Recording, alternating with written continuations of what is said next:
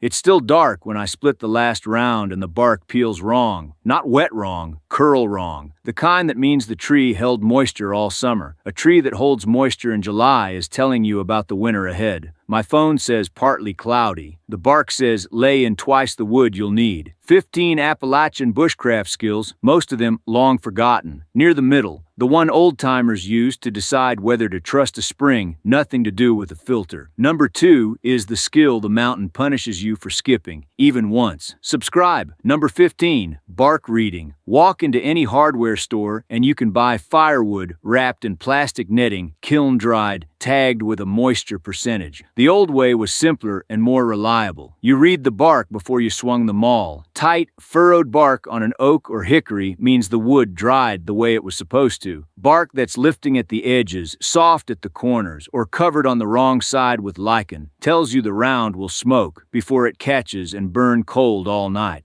Lichen favors the shaded side, which means it grows heavier on the north face. Useful if you've lost your direction. Fungal shelf growth on the ends of a round means moisture is still in the heartwood. Split it open and you'll confirm it. I've rejected more wood than I've kept working through a pile. My neighbor thought I was being wasteful the first time he watched me. By February, when his fire was smoking him out of his own kitchen, he understood. The tree already told you everything. You just stopped listening. Number 14, moving water rules. Modern thinking defaults to filtering everything or carrying every drop from home. That's sensible caution when you don't know anything else. But Appalachian people drank from streams and springs for generations without filter straws because they knew how to read what they were drinking before they drank it. Fast-moving water over rock is different from slow water over silt. A trickle coming cold from a seep in the hillside, where no livestock trail leads upstream, where the rock is granite or sandstone, is telling you something about where it's been. One dry July, I could hear something cooler before I saw it, followed it up and found a seep pushing cold and clear from a crack in the rock face. I cupped it and drank, not because I was careless, but because I'd read what was there. You read upstream, you check the color and smell. Clean water smells like cold stone. Off water tells you. Filter straws are fine. I carry one. But knowing how to read moving water bought me time that a missing piece of gear would have cost. Water tells you where it's been. You have to be still enough to hear it. Number 13, fire bed prep. People teach fire starting like it's the whole skill, and that sequence works fine until 2 a.m. when your fire is dead because wet ground pulled the heat through the coals from below. The ground under a fire matters as much as the fire itself. I start by clearing down to mineral soil. No leaves, no duff, no mat of roots. Mineral soil doesn't hold moisture and won't smolder and travel. If the ground is wet, I lay flat upland stones, not creek stones, which can fracture from trapped moisture heating fast. Before I build anything, my fixed blade scrapes the site clear, splits dry kindling to the interior wood, shaves tinder from the inside of a standing dead branch. The outside of a dead branch in wet weather is always damp. 3 strokes in with a good knife, and you're into fiber that never felt the rain. I never clean a long-burning fire down to bare ground while it's going. The ash layer is the fire's own insulation. A coal bed buried in 2 inches of ash will still be breathing red at dawn, and that breathing coal needs only a handful of dry wood and 10 seconds to come back to full life.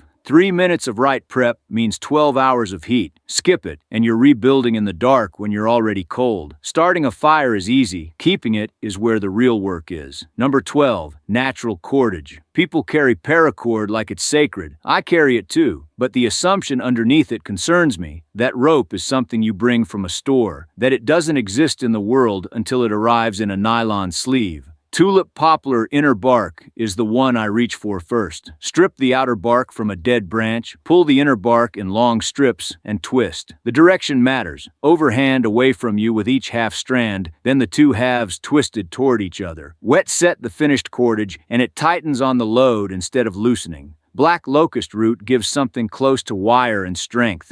Grapevine, dried and split, is a binding that's been used on structures in these hills for 200 years. Dogbane fiber was used for bowstrings by people who understood what strength actually meant. The summer, my grandfather cracked an axe handle a full day's work from the truck. He stripped a length of tulip bark, ran it in a spiral up the handle, crossing the crack, wet it on his tongue, and kept splitting. The lashing is still on that handle in a corner of the old woodshed. The cordage in a good leather pouch is useful. The knowledge of where to get it for free, in any direction you're standing, is better. The forest is a hardware store. You just need to know the aisle. Number 11. Animal sign language. The word tracking gets used to mean footprints, and footprints are usually the stale sign. What an animal left an hour ago is in the disturbance pattern of the duff, the direction the grass bent and hasn't straightened, the moisture still in a scrape. I've followed deer trails to water more times than I've found water any other way in unfamiliar country. Deer move downhill toward water at dusk. Follow the trail in the last hour of light, and you're usually following it toward something useful. The muddy edge of a creek is a record. A split hoof print still clouding with water means recent passage. A print crusted around the edges means hours old. The browse line on stripped saplings tells you what size animal fed there and whether it was under pressure. Animals already solved the survival problem before you arrived. They know where the water is, where shelter lies, where the ground stays dry. You're just reading their notes. I want to pause here because there's a pattern worth naming. The bark, the moving water, the firebed, the cordage, the animal trails. Everyone runs on the same foundation, noticing, paying close attention to small things before they become large problems. These aren't tricks, they're a posture. The next skills go deeper, working with the land before it turns against you. And stay close, because number 8 is the payoff I promised you at the start. Number 10, shelter orientation. People think shelter means keeping rain off your head, and it does. But that's maybe the last 15% of what shelter means when the temperature drops and the wind shifts. The old homesteads up in these mountains are never where you'd put them for the view. They're on benches, specific benches, tucked slightly below the ridge, facing between southeast and southwest, with a slope behind them to break the northwest wind. Not on hilltops, not on valley floors. The hilltop takes wind from every direction. The valley floor collects cold air that sinks and pools overnight and floods in a wet spring. The bench catches morning sun, sheds rain away from the structure, and lets the terrain do most of the windwork before it ever reaches your walls. South-facing rock holds heat. North-facing rock is a cold sink. Build against south-facing rock in cold weather, and that stone radiates heat into your space for hours after the fire goes down. I've seen people pick a beautiful flat ridgeline campsite and wonder all night why they're cold despite a good sleeping bag. The mountain people didn't choose their spots by accident. Number 9, tool maintenance by smell and touch. A tool's appearance will lie to you. A blade can be bright and still be wrong, soft metal that won't hold an edge, or a grind angle that looks sharp under light and isn't. A handle can look whole and be cracked through the heartwood where you can't see it from outside. Rust has an odor before it's visible, a faint iron sharpness that means moisture has gotten in and oxidation has started. Catch it by smell, and a wipe with a thin coat of fat keeps it alive. Wait until you can see it and you're already behind. A handle gets flexed before it gets used. Hold the head, grip the handle. Flex gently across the grain. A sound handle doesn't move. A cracked handle, even a hairline you can't see, gives slightly and you feel it. My grandfather tested every handle every morning before he picked up an axe. The same way you'd check an instrument before a procedure. 5 seconds. It saved hands. The leather sheath on a fixed blade tells you the knife's history if you know what to look for. Wear and oil patterns show how a person uses the blade. A sheath that's darkened evenly and is still firm has been cared for. One that's dried and cracked at the stitch lines has been left wet and neglected.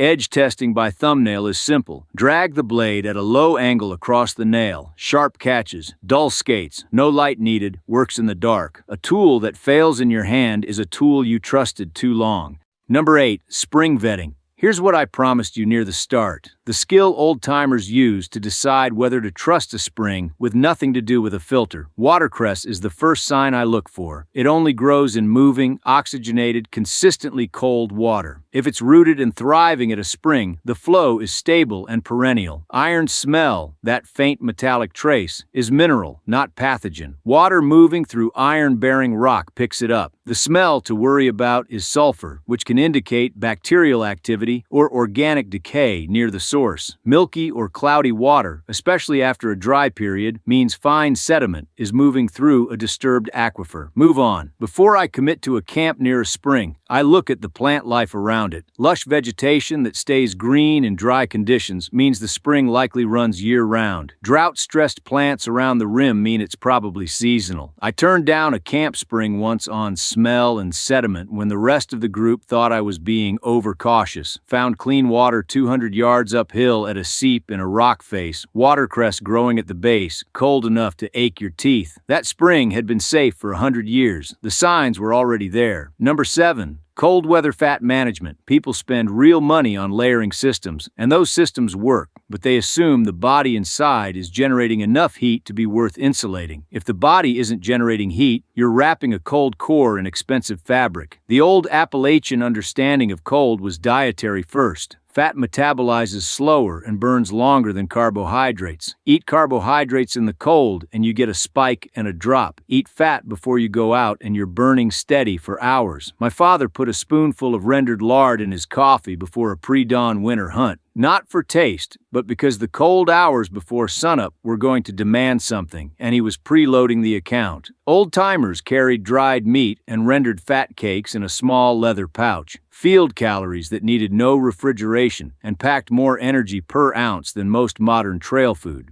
Hypothermia doesn't announce itself politely. By the time you're shivering hard, you're already behind. Eat before you're cold, not after. I want to step back here because something is clear across these last several numbers. All the gear in the world fails when the body fails. The best knife doesn't cut when your hands have gone stiff from cold and calorie debt. Appalachian survival was always about the person first, the tool second. The next skills get into what separates the people who make it from those who don't. And I'll tell you now, it isn't strength. Number 2 is almost here. Number 6, reading, slope, and drainage. People get lost by navigating toward things, toward a peak they can see, toward a road they think they remember. That's how you end up walking confidently in the wrong direction for 3 hours. The old way was to navigate away from high ground and let water do the work. Water always goes downhill. Downhill leads to a creek leads to a river leads to a settlement, a road, a bridge, a person. If you can find the drainage and follow it, you cannot stay lost. In fog on an unfamiliar ridge, I stood still, waited for the sound of water, and when I couldn't hear it, moved slowly downhill until I felt the ground begin to drain. Leaf litter getting wetter underfoot, a thin silver thread of water appearing in the duff, moving through dead leaves towards something lower. That thread joined another. That one joined a creek. The creek told me which side of the ridge I came off and gave me a corridor out. You can't get permanently lost if you understand how water drains. You just have to be willing to trust it. Number 5, knowing what to leave alone. Survival content is almost entirely about what to do, but there is a whole category of skill that lives in the negative space. The things you don't do, the moment you recognize that no action is the right action. Appalachian woodsmen had a precise knowledge of what to leave alone. They didn't eat plants they couldn't name, not because they were cautious by temperament, but because they understood a wrong identification was final. They didn't push an injured animal into a space with no exit. They didn't cross a creek running flood stage because they were in a hurry. And they didn't stay on a ridge when the sky turned that particular color of green that means air pressure has dropped faster than the clouds can keep up with. I was fishing one August afternoon when the sky to the west went green at the edges and the water went still. I put my rod down, packed my bag, and walked to the tree line. The others kept fishing. 40 minutes later, a full squall came through with lightning striking the ridge. They got off in time. I was already dry. The most dangerous thing in these mountains is someone who doesn't know what to leave alone.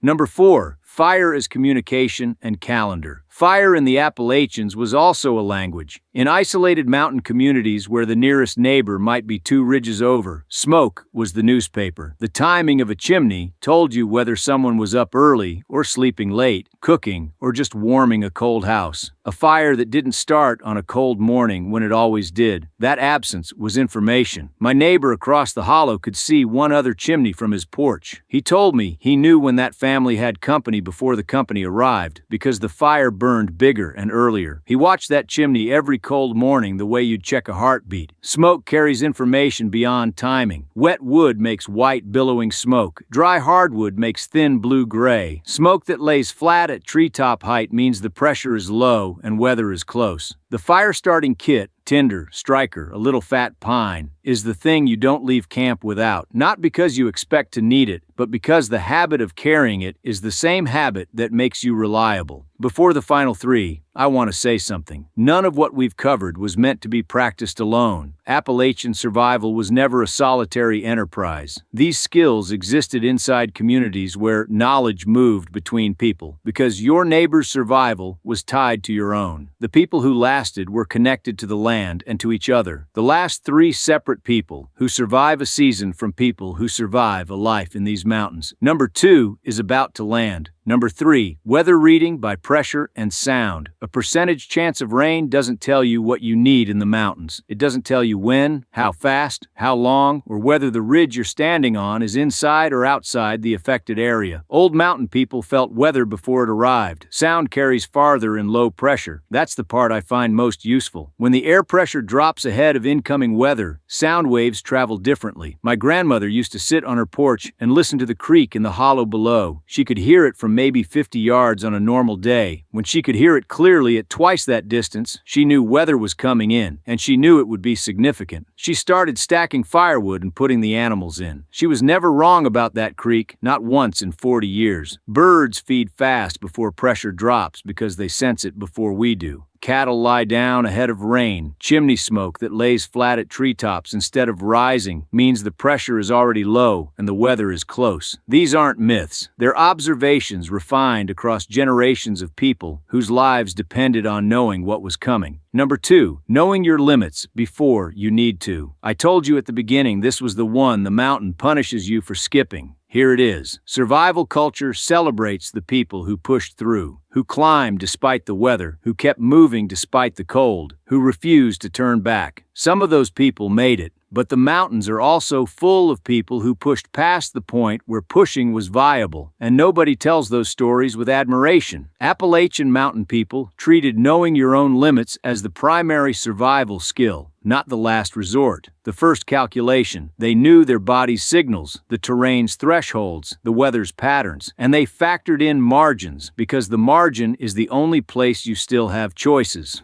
I was guiding a group up a ridge in late October when the temperature started dropping faster than forecast, and the sky behind us began moving in a way I recognized. We were a mile from the summit. I turned the group around. They were angry. That particular cold silence that means people feel cheated. One of them said we were so close it was worth pushing. I said we're turning around now and started walking downhill. 40 minutes later, a full ice storm came through. The trail we would have been descending was sheeted in ice within the hour. At the pace we'd have been moving at that section, the outcome doesn't bear imagining. The mountain doesn't care about your willpower. Hypothermia doesn't negotiate. Exhaustion doesn't respect effort. The moment when you still have margin, cold but not dangerously cold, tired but not critically tired, that is the exact moment to act. Waiting until the situation demands action is too late. Turning back takes more discipline than pushing forward, because pushing forward feels like strength and turning back feels like surrender, but the summit doesn't move. Coming back alive is always the right call. Number 1, paying attention costs nothing. Every skill in this countdown, the bark, the water, the fire bed, the cordage, the animal trails, the shelter, the spring, the cold prep, the smoke, the drainage, the weather, the limits, every single one of them runs on the same engine. Sustained, deliberate attention to what is actually around you, not the idea of the place, not what you expect it to be, what it actually is right now in this specific condition. Modern survival thinking is mostly about having the right object, the right knife, the the right filter, the right fire starting kit. And I carry a fixed blade and keep the sheath in good condition and care for the edge, because a good tool well maintained is worth having. But the tool doesn't see. It doesn't smell rust before it's visible, or hear the creak getting louder 3 hours before the storm, or notice the bark curl that says this winter is going to be long. That morning I started this countdown, splitting rounds in the dark, noticing the bark peel wrong. I added 2 cords to my plans for the season. By January, I was grateful I had. The wet-cold stretch started in November and didn't break until March, and I burned nearly everything I'd put up. The bark was right. It had been telling me since July. The Appalachian people who passed this knowledge down weren't harder or born tougher. They were attentive. They moved through the world with both eyes open to what was actually there. They respected the information the land offered because they'd seen what ignoring it cost. That posture, paying continuous, unhurried attention to actual conditions, is what lives beneath every entry on this list. Pick one skill from this list. Look at the bark on your firewood before you burn it. Listen for how far the creek carries the next time the weather changes. Flex your axe handle before you swing it. Then leave me a comment. Which of these would you teach first to someone heading into the mountains with more enthusiasm than experience? Knowledge weighs nothing, needs no battery, and works every time the power goes out.